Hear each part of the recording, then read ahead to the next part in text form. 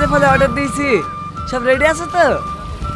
হ্যাঁ প্রধান সাহেব, আপনি একবার মিলিয়ে দেখেন। আপেল 20 কেজি, 2 পেটি খেজুর, 12 কেজি বেদানা, 150 পিস মৌসুমী লেবু। ঠিক আছে ঠিক আছে, সব মাল বাড়িতে পৌঁছে দিস।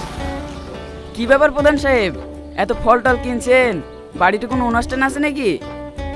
আরে না না, প্রতি বছর মতন এবারও আমি গ্রামের লোক ইফতার করাবো। তোরও দাওয়াত থাকলো, বাড়িতে যেন ইফতারের ব্যবস্থা করিস নি। আজ আমি সবাইকে ইফতার করাবো। ঠিক আছে প্রধান সাহেব।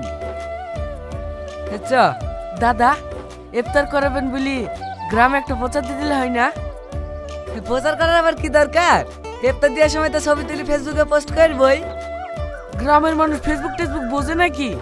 আমার মনে হয় গ্রামে প্রচার করলে সবার কাছে নাম পাওয়া যাবে। ঠিক আছে দিদে।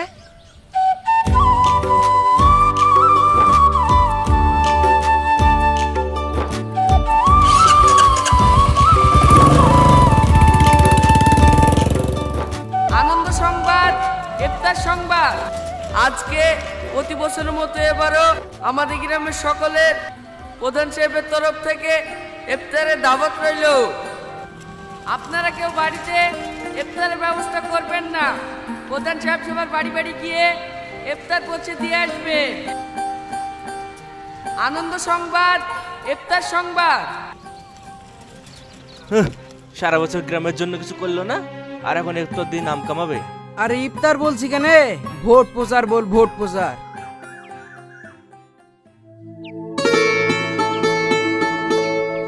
ওইটাতে আপেল দেওয়া হয়নি, ঠিক করে দে। কই গো, সব প্যাকেট রেডি হয়েছে? হ্যাঁ হয়ে গেছে। কটা প্যাকেট হইলো? ঘরের আর এই কটা মিলি 800 মতন হবে। আমার বুথে তো 1000-এর উপর ভোটার, 800 তো হবে নাকি? এই প্যাকেটেই হয়ে যাবে, সবাই তো আর রোজা রাখে না। না না, একটা প্যাকেট কম হলে আমার মান সম্মান সব চলে যাবে। তুমি আরো প্যাকেট করতে বলো। এই কটা বাজছে? 3:10 বাজছে। আরে বাবারে, রাকেশ যা প্যাকেট এসে গাড়িতে তোল, ইফতার দেওয়া শুরু করে দেবো। ঠিক আছে দাদা।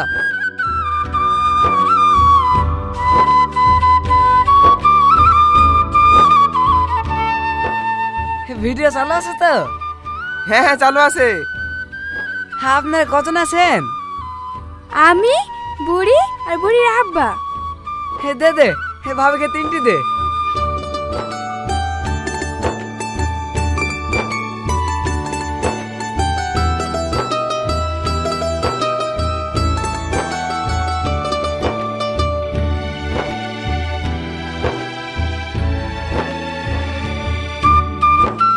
ও কুদ্দুস চাচা, বাড়িতে আছো?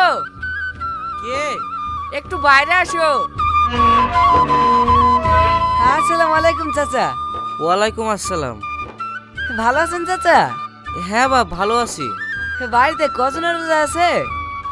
আমি আর তোমার চাচি। হে রাকেশ, চাচাকে 2টি প্যাকেট দে।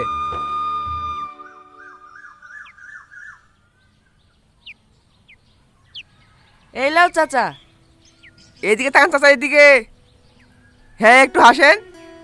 হ্যাঁ ঠিক আছে ঠিক আছে। হে দাঁড়ান চাচা।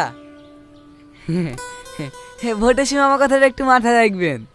হ্যাঁ বাপ।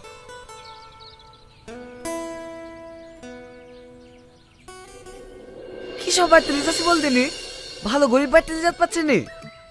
দাদা, সামনে একটা বয়স্ক মেয়ে থাকে, ছেলে মেয়ে কেউ নাই। আমার স্বামীটাও কদিন আগে মারা গেল, মেয়েটা বিশাল অসহায়। চাচা, ওই যে বাড়িতে দরকার, ভালো ফুটেজ পাওয়া যাবে।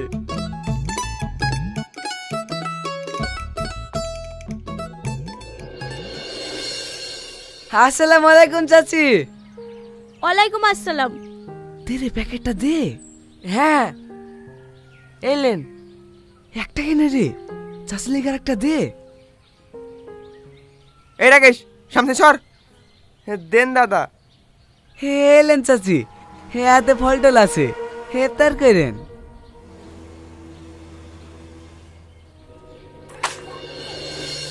এটা কি হলো চাচি, তুমি এভাবে ইফতারের প্যাকেটগুলো ফেলছিলে কেন? তোদের ওই লোক দেখানো ইফতার আমার দরকার নাই, আমি শুধু পানিতে ইফতার করব, তাও তোদের খাবার ছোবো না। লোক দেখানো ইফতার মানে কি আবল তাবল বলছো? রোজা মুখে প্রধান সাহেব সবারই বাড়ি বাড়ি গিয়ে ইফতার বিলি করছে, এত নেকের কাজ করছে। তোমাদের মতো অসহায় মানুষের কাছে খাবার পৌঁছে দিচ্ছে, আর তুমি সেই খাবারকে অপমান করছো। ওই ফালতু রোজা খোলার থেকে বিষ খেয়ে বড়া ভালো। লোক দেখানো ইফতার দিয়ে নেকি পাওয়া যায় না। এই ভিডিও বন্ধ কর। দেখো চাচি, তুমি বয়স্ক মানুষ বলে তোমায় কিছু বলছি না। খবরদার আর একটা উল্টোপাল্টা কথা বলবা না। আমি যা বলছি ঠিকই বলছি। ভুলে গেছি সেদিনের কথা।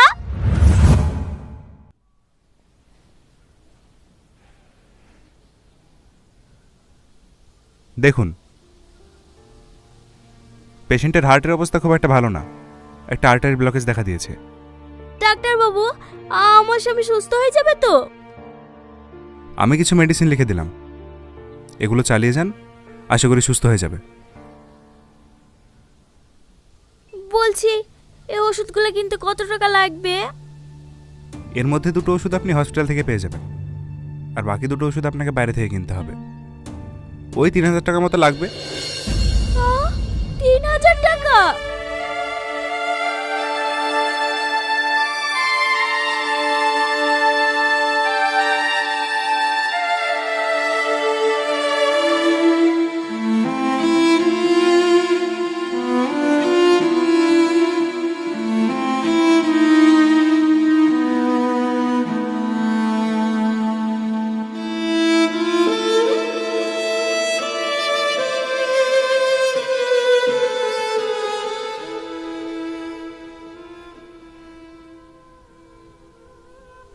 এত টাকা এখন কোথায় পাবো বলে দেখি।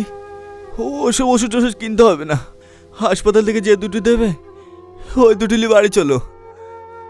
তা বলে হয়? ডাক্তার সব কটা ওষুধ খেতে বললো, তা না হলে অসুখ ভালো হবে নাকি? ঘরে তো 1 টাকাও নাই, ওষুধ কিনে কিনবা? আর তুমি অলি চিন্তা করো না, আমাদের প্রধানের কাছে গেলে একটা না একটা ব্যবস্থা করে দেবে। আর ভোরটার সময় আমাদের বাড়িতে এসে বলে গেল না, আমি আপনাদের ছেলের মতো, কোনো অসুবিধা হলে আমাকে বলবেন। চলো তাহলে একবার প্রধানের বাড়িতে গিয়ে দেখি।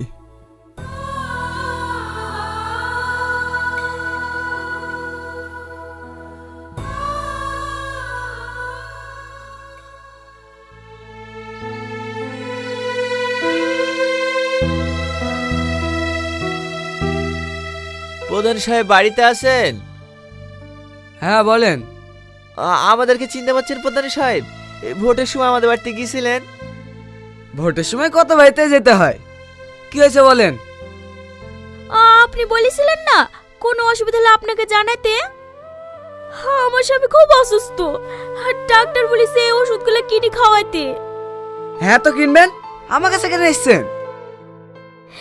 এই ওষুধগুলো কিনতে 3000 টাকা মতো লাগবে।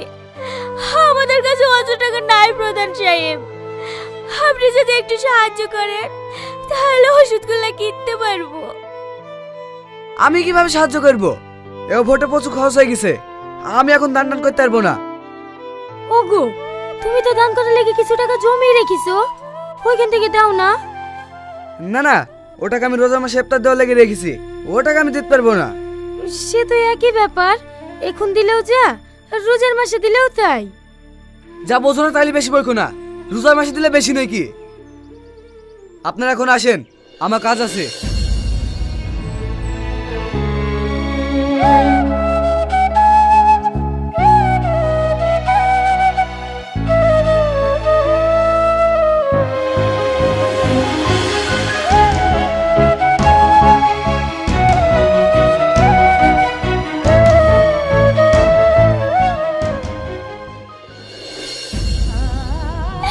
আমি এত চেষ্টা করেও তোমাকে বাঁচাতে পারলো না গো।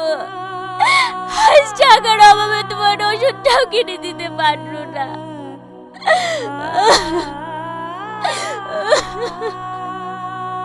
তুমি কোথায় চলে গেলে গো? আমি এখন কাগেলি থাকবো।